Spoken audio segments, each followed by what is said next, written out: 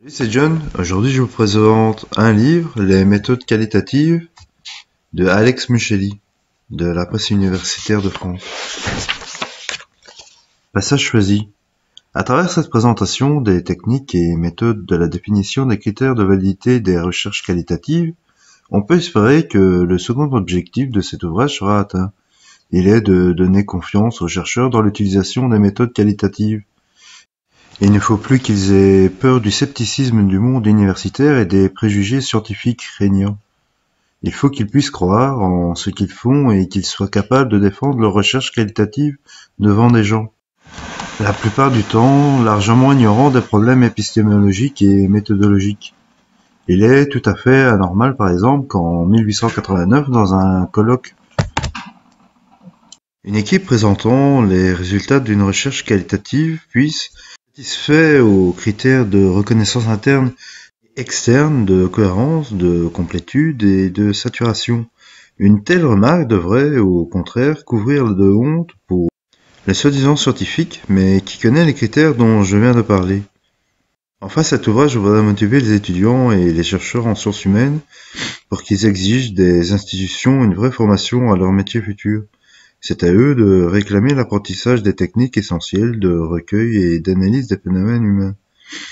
Ce qu'on leur demandera dans le monde du travail, où ils ont leur place à côté de tous les autres techniciens vendant leurs idéologies implicites sans sourciller.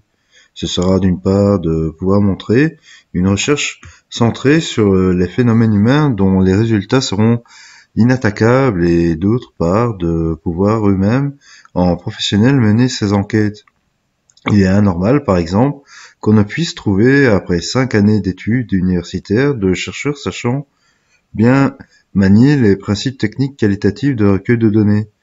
L'interview non directive centrée, active, l'interview de groupe, l'observation participante, les techniques projectives dont la constitution de matériel ad hoc, et les principales techniques d'analyse. L'analyse des interactions, la régression ethnologique, l'analyse d'une dynamique de groupe. Les entreprises, les cabinets conseils, les agences sont obligés de former eux-mêmes en les envoyant sur le terrain ces chercheurs que l'université n'a pas eu le moyen de former. Le débat sur l'évaluation comparée des méthodes quantitatives et des méthodes qualitatives, comme le débat sur les définitions des objets d'étude des différentes disciplines des sciences humaines, suppose d'abord que l'on connaisse les techniques et les méthodes qualitatives. Or, nous avons constaté, d'une part, que ceci est loin d'être le cas, et que, d'autre part, les chercheurs ont beaucoup d'idées toutes faites sur ces méthodes qualitatives.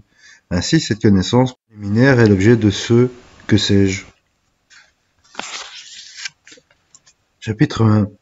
Le développement des méthodes qualitatives. Une méthode qualitative est constituée d'un ensemble de techniques qualitatives de recueil et d'analyse de données utilisées pour un objectif de recherche. La recherche faite est alors dite qualitative.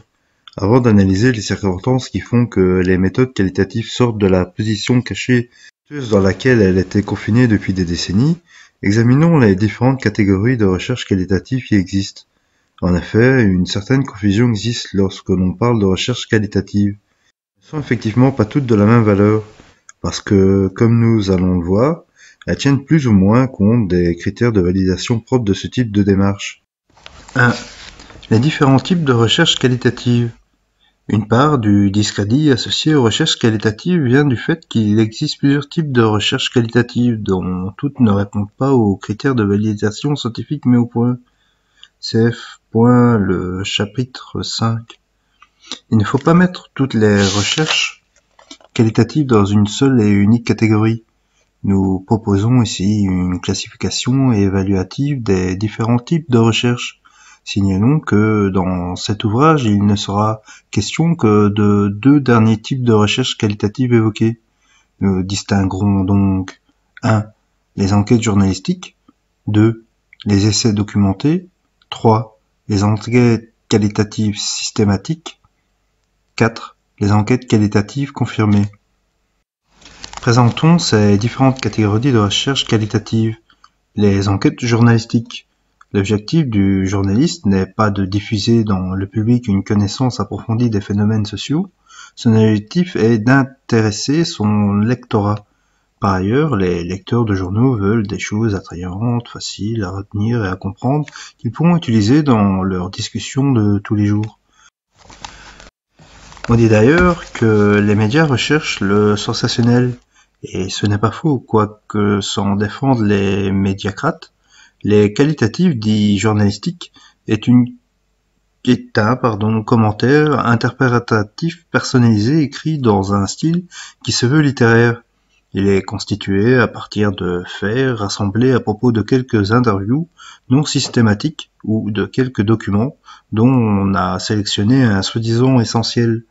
C'est là, à l'extrême, la caricature d'une enquête qualitative. L'échantillonnage reposant sur le concept de saturation, CF, ci-dessous dans le chapitre 5, n'est pas fait, on rencontre des personnes dites bien informées. La conduite de l'entretien laisse à désirer, c'est en général le questionnement. Cette série de questions oriente le débat et induit les réponses de l'interviewé. L'analyse, quant à elle, ressemble à une interprétation faite à partir de quelques données sélectionnées sans justification à travers le contenu des interviews. Il est certain que cette représentation négative de l'enquête qualitative dessert l'ensemble des recherches qualitatives qui apparaissent comme trop liées à l'intuitif et à l'interprétation personnelle.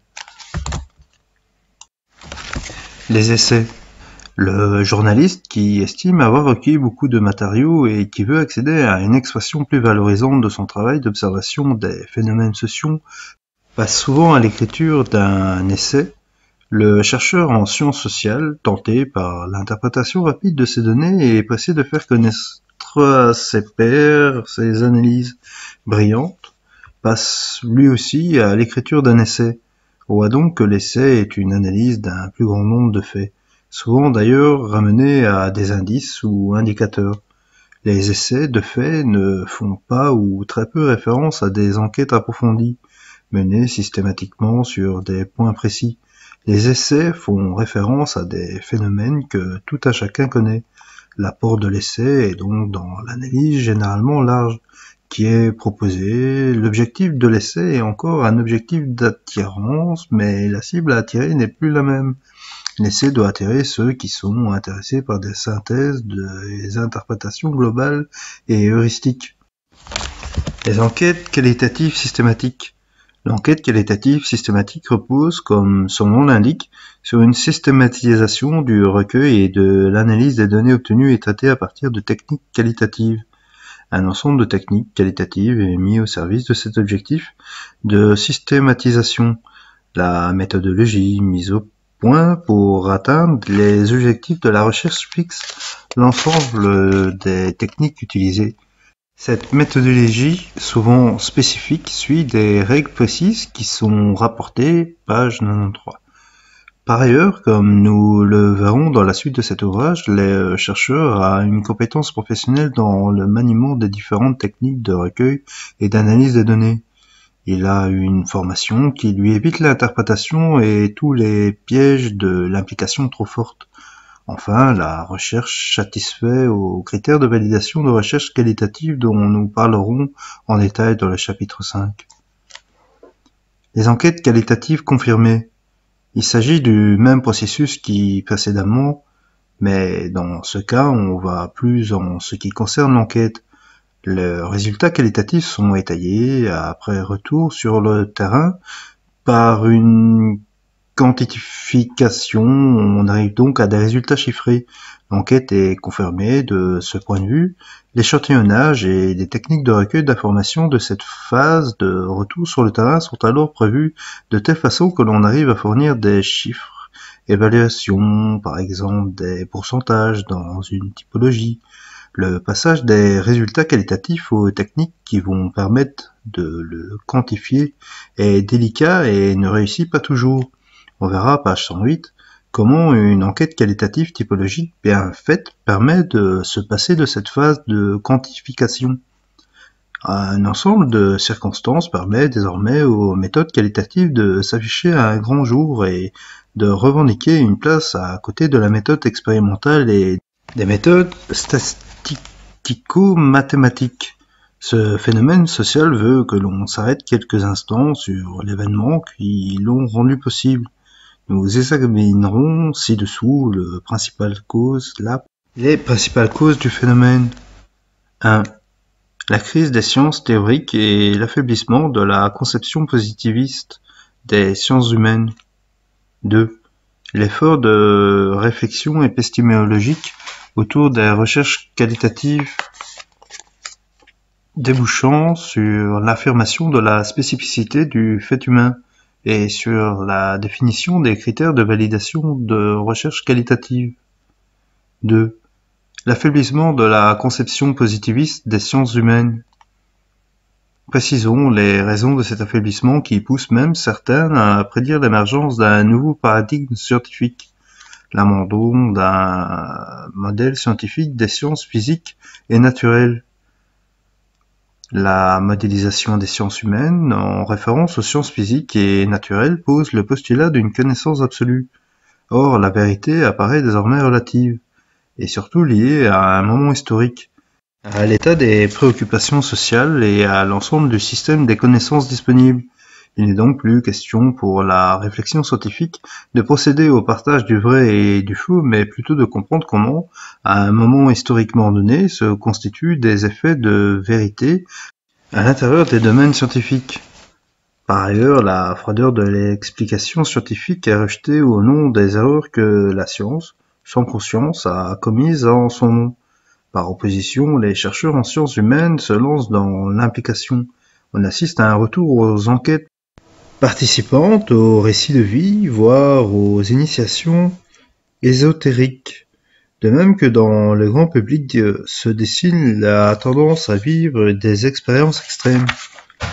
Enfin, on commence à concevoir que l'extériorité objective est totalement neutre et difficile sinon impossible, que toute explication d'un phénomène social peut être entachée de nombreux biais venant de l'observateur et de l'analyste. On admet qu'il vaut mieux comprendre en acceptant de rentrer dans la logique propre des acteurs sociaux, en prise avec le phénomène. La remise en cause de la conception positive des sciences sociales. La capacité des sciences sociales à produire des énoncés théoriques de validité universelle faiblit. Le modèle d'une science normale au sens de Kuhn s'éloigne, elles ne fournissent plus des théories explicatives globales, de modèles théoriques infaillibles.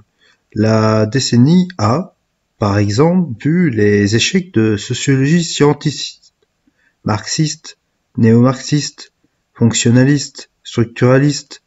Les sciences sociales ne sont donc plus capables, en tant que référents de connaissances scientifiques, de permettre de lire le social.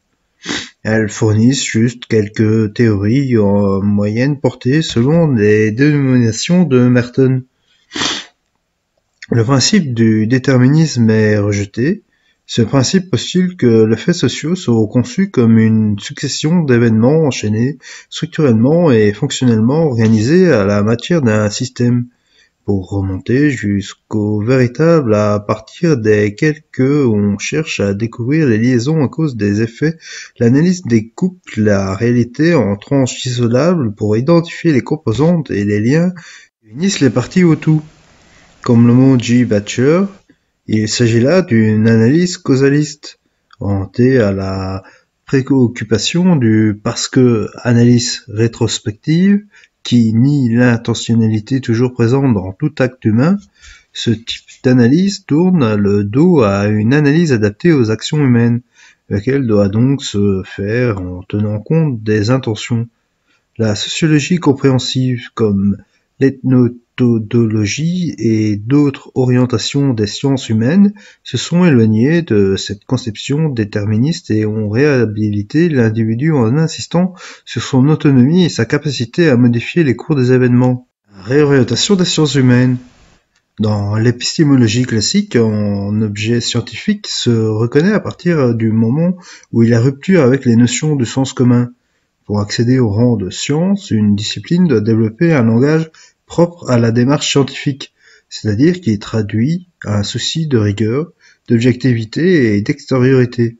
L'objet scientifique de recherche ne doit pas être un existant concret, une expérience sensible, mais une construction abstraite. Il y a transgression de ce principe chaque fois que les tentatives de déchiffrement du sens de l'action demeurent ancrées dans une perspective subjective, à celle d'un singulier. Piaget, Bachelard, Bourdieu ont particulièrement insisté sur cette conquête de l'objet scientifique, sur sa construction par un processus de rupture épistémologique. Or, les orientations contemporaines de certains domaines de sciences humaines remettent en cause cette conception de l'objet scientifique et proposent une toute autre épistémologie. Pour le courant sociologique de l'interactionnisme symbolique, par exemple, une connaissance sociologique ne peut être élaborée à partir d'une méthodologie de type Duncan, cherchant à extraire les données de leur contexte afin de les rendre objectives. À l'inverse, la connaissance sociologique ne peut être livrée qu'à travers l'expérience immédiate. Dans les interactions quotidiennes, l'essentiel à prendre en compte est le point de vue des acteurs puisque ce sont eux qui donnent un sens au monde et fabriquant ainsi ce monde. Les ethnomethodologues, Garfinkel, Courcelles, Zimmermann, iront plus loin dans ce constructivisme et diront que l'objet de la sociologie ethnométhode, c'est-à-dire les procédures utilisées par les membres des groupes sociaux pour produire les objets sociaux, les événements, les activités, les règles. Ainsi, sous l'impact des critiques faites à la transplantation en sciences humaines du modèle des sciences exactes, et sous l'impact de la critique de la conception déterministe et l'analyse des faits sociaux, une nouvelle orientation des sciences humaines a pu enfin éclore.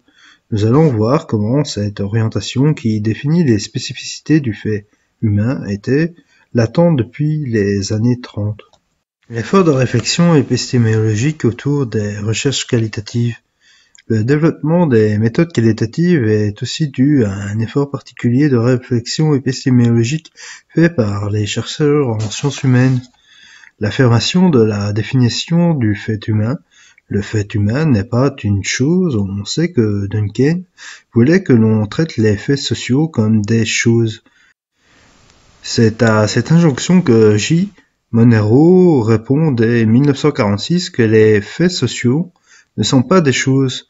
Les faits sociaux, comme le démontre cet ouvrage, s'analysent à plusieurs niveaux et donnent lieu à des mises en forme plus ou moins théorisables.